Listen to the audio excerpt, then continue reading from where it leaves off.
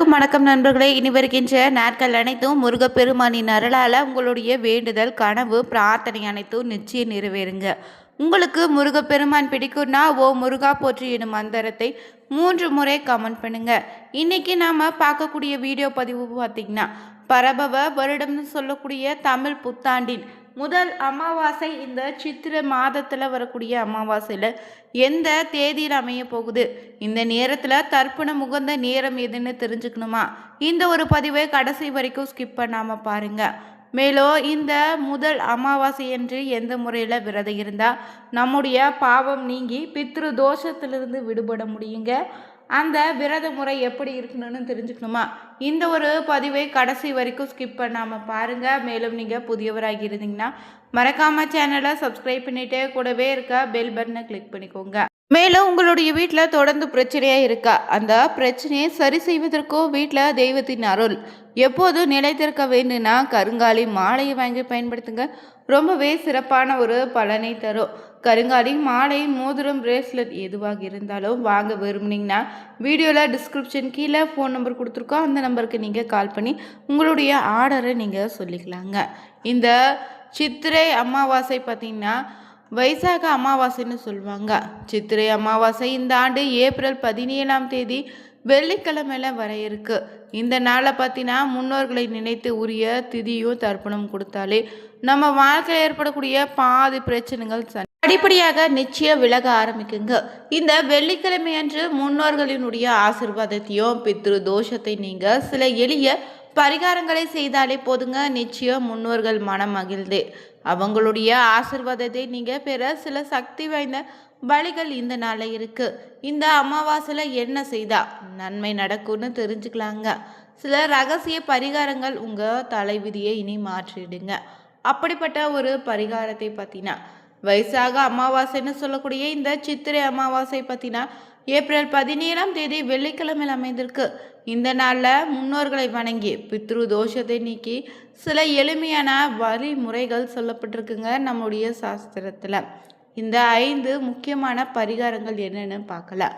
இந்த நாளை பார்த்திங்கன்னா புனிதமான சடங்குகளையும் முன்னோர் வழிபாடு, விஷ்ணு, சிவன், சனி தேவர்களின் ஆசிர்வாதத்தை பெற்றுக்கொள்ளக்கூடிய அற்புத நாளுங்க. இது கர்ம வினைகளை தீர்க்கவும் பாவத்திலிருந்து விடுபட உதவுங்க. இந்த நாளில் செய்ய வேண்டிய எளிமையான ஒரு 5 பரிகாரங்கள் என்னன்னு தெரிஞ்சுக்கலாம். இந்த அமாவாசை என்று அரச மரத்திற்கு கங்கை நீர் பூக்களை சமர்ப்பித்து வழிபடுங்க.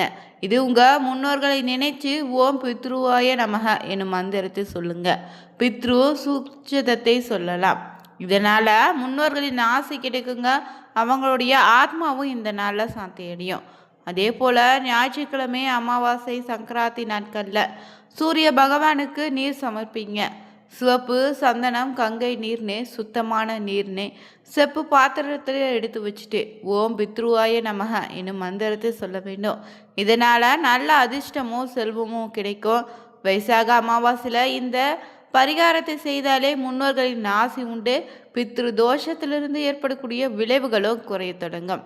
இதே போல் இந்த நாளை தெற்கு திசை நோக்கி உங்கள் முன்னோர்களுக்கு பித்ரு தர்ப்பணம் செய்ய வேண்டும். பித்ரு சோஸ்திரம் இல்லைனா பித்ரு சுத்தம் சொல்லி அவங்களுடைய ஆசையை வேண்டுக்கோங்க. இது உங்கள் முன்னோர்களை மதிப்புடன் உங்கள் குடும்பத்துக்கு அமைதியும் செழிப்பும் தருங்க.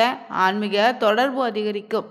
அடுத்தது 4வதாக பார்த்தீங்கன்னா இந்த நாளில் சில மந்திரங்களை சொல்லி வழிபடலாம். திரியோதசி அன்று நீலகண்ட சோஸ்திரம், பஞ்சாமி அன்று சர்ப்ப சுத்தம், பௌர்ணமியில் நாராயண கவசனே உங்கள் வசதிக்கு ஏற்ப பிராமணர்களுக்கு உணவு அளித்தோ இனிப்பு தட்சணை கொடுங்க.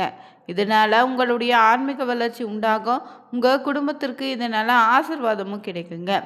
5வதாக பார்த்தீங்கன்னா இந்த நாளில் உங்கள் முன்னோர்களின் படத்துக்கு முன்னாடி விளக்கேற்றி வைங்க. அரசு மரத்தின் அடியில் இல்லைன்னா கிழக்கு திசையில் விளக்கு வைக்கலாம். இது உங்கள் முன்னோர்களை நினைச்சு அவங்களுடைய ஆசையும் வேண்டுதலையும் உங்களுக்கு கிடைக்குங்க.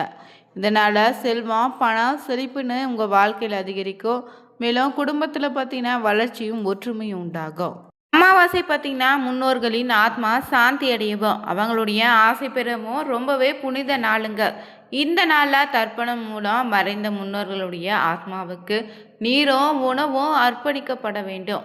இதனால் அவங்களுடைய ஆசை பெற்றாலே நம்ம வாழ்க்கையில் குடும்பத்தில் இருக்கக்கூடிய தோஷங்கள் தடைகள் நீங்கணும் சொல்லப்பட்டிருக்குங்க. மேலும் இந்த சித்திரை அமாவாசை என்று நம்ம செய்யக்கூடிய தர்ப்பணமோ முன்னோர்களின் ஆத்மாவுக்கு அமைதியும் உயிர்களுக்கு ஆசையும் தரக்கூடியதாக சொல்லியிருக்கு. இந்த குடும்பத்தில் ஒற்றுமை செழிப்புன்னு மன அமைதியை வளர்க்க உதவுதுங்க.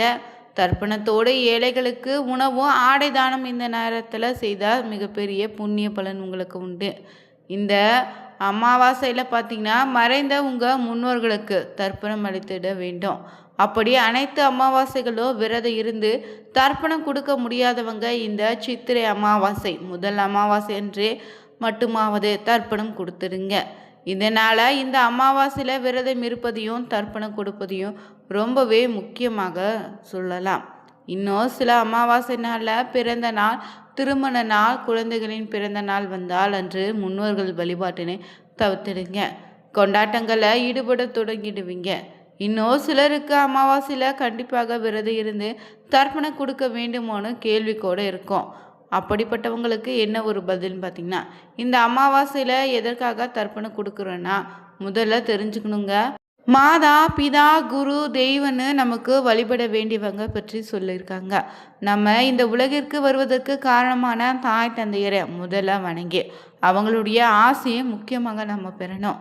அவங்க உயிரோடு இருந்தால் எப்படி ஆசை பெறுவோமோ அதே போல் அவங்க மறைந்த பிறகும் அவங்களுடைய ஆத்மா நம்முடைய இருந்து நம்மை ஆசீர்வாதம் நினைச்சிக்கிட்டு அவங்க நன்மைக்காக செய்த அனைத்து நன்மைகளுக்கு நன்றி தெரிவிக்கும் விதத்தில் தான் நாம் இந்த அமாவாசை நாளில் பார்த்திங்கன்னா வழிபட்டு வரோம். ஒரு உயிரோடு இருக்கும்போது அவங்களுடைய பசியை போக்குவதற்காக நம்ம எப்படி உணவு அளிப்போமோ அதே போல் அவங்களுடைய இறந்த பிறகு அவங்களுக்கு நம்ம பிண்ட தர்ப்பணமோ எள்ளும் தண்ணீரும் நம்முடைய முன்னோர்களுக்கு உணவாக அமையுங்க. பித்ருலோகத்தில் பசியால் துன்பப்படக்கூடிய நம்முடைய முன்னோர்கள் பார்த்திங்கன்னா அமாவாசை தோறும் நம்ம அளிக்கக்கூடிய தர்ப்பணத்தின் போது படைக்கப்படக்கூடிய பொருட்களை ஏற்று பசியாற்றுவாங்க. அப்படி அமாவாசையில் தினங்களில் நாம் அவங்களை மறந்தும் உணவளிக்க மறந்து விடாமல் அவர் மனம் வருந்தமோ கோபமோ இதனால் அடையும். இதனால் நமக்கு பித்ரு தோஷம் பித்ரு சாபம் ஏற்படலாம். இதனால தான் வீட்டில் சுபகாரிய தடை பலவிதமான துன்பங்கள் குடும்பத்தில் அடிக்கடி சண்டை சச்சரவுன்னு ஏற்படுங்க. மேலும் இந்த முன்னோர்களுக்கு தர்ப்பணம் கொடுப்பது ரொம்ப முக்கியமான ஒன்று. ஒரு வருடத்துலன்னு பார்த்தீங்கன்னா பித்ருக்களுக்கு மொத்தம் 96 முறை நாட்கள் தர்ப்பணம் செய்ய வேண்டிய நம்முடைய சாஸ்திரத்துலேயும் குறிப்பிட்டிருக்கங்க. இந்த நாளில் செய்யக்கூடிய தர்ப்பணத்தால் பித்ருக்கள் ரொம்பவே மகிழ்ச்சி அடைவாங்க. ஒருவன் தன்னுடைய தாய் தந்தைக்கு சீராத்தம் செய்யாமல் எனக்கு செய்யக்கூடிய எந்த பூஜையும் ஏற்றுக்கொள்வதில்லைன்னு விஷ்ணுவோ சிவனும் கூறியுள்ளனர். இந்த 96 நாட்களும் மறைந்த தாய் தந்தை முன்னோர்களுக்கு தர்ப்பணம் வழங்க முடியாதவங்களும் வருடத்தில் மிக முக்கியமான பார்த்தீங்கன்னா 3 அமாவாசைகளை மட்டுமாவது தர்ப்பணம் கொடுக்கணும். ஆடி தை ஐப்பசி மாதங்களில் வரக்கூடிய அமாவாசையில் தர்ப்பணமோ இல்லைன்னா எள்ளும் தண்ணீரும் இறைத்து வழிபட வேண்டும்னு சொல்லியிருக்காங்க. இந்த 3 நாட்களுமே வரக்கூடிய முழுவதும் அமாவாசையில் விரதம் இருந்து அற்புத பலனை தருங்க. அதே போல் இந்த 3 நாட்களும் வழிபட தவறியவங்க வருடத்தின் முதல் அமாவாசையான சித்திரை அமாவாசையில் வழிபட்டாலே கோடி புண்ணியம். அப்படி நீங்கள் தர்ப்பணம் கொடுக்கும்போது குறிப்பிட்ட சில மந்திரங்களை சொல்லி வழிபடுவதால் முன்னோர்கள் மகிழ்ச்சி அடைந்து உங்களுக்கு ஆசை வழங்குவதோடு உங்களுடைய வாழ்க்கையில் தேவர்களுக்கு கிடைக்காத அற்புதமான பலன்களில் நிச்சயம் உங்களுக்கு கிடைக்குங்க. இந்த அமாவாசையில் தர்ப்பணத்தின் போது பித்ருகளுக்குரிய 108 போற்றி மந்திரங்களை சொல்லி வழிபடுங்க. அதோடு மணிகர்ணிகா ஸ்ருதியை சொல்லுவது ரொம்ப ரொம்ப சிறப்புங்க. மணிகர்ணிகா என்பது பாவத்தை போக்கி புண்ணியத்தையும் மோட்சத்தை தரக்கூடிய முக்தி தலமான காசியின் கங்கை கரையில் அமைந்துள்ள சுடுகாட்டின் பெயர் தாங்க இந்த மணிகர்ணிகா.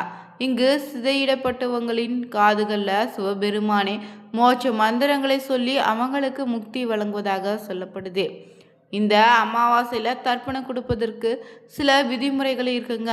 அதே போல் அமாவாசை என்று செய்யக்கூடாத தவிர்க்க வேண்டிய விஷயங்களும் இருக்குது. அமாவாசை நாளில் காலையில் எழுந்தும் கோலம் போடக்கூடாது. அதே போல் பார்த்திங்கன்னா எக்காரணம் கொண்டோ இந்த நாளில் காகத்திற்கு சாதம் வைக்கும் போது எச்சில் பழைய சாதத்தை வைக்கக்கூடாதுங்க.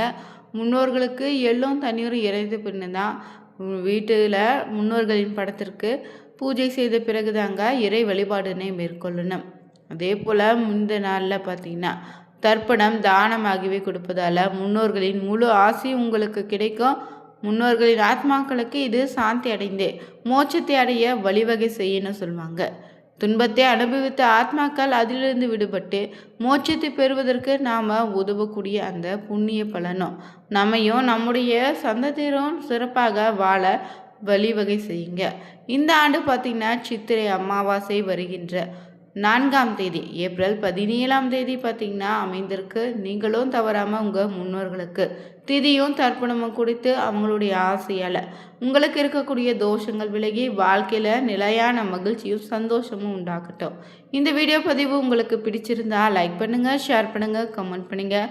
மறக்காமல் சேனலை சப்ஸ்கிரைப் பண்ணிவிட்டு கூடவே இருக்க பெல் பட்டனை கிளிக் பண்ணிக்கோங்க. அனைவருக்கும் நன்றி நண்பர்களே.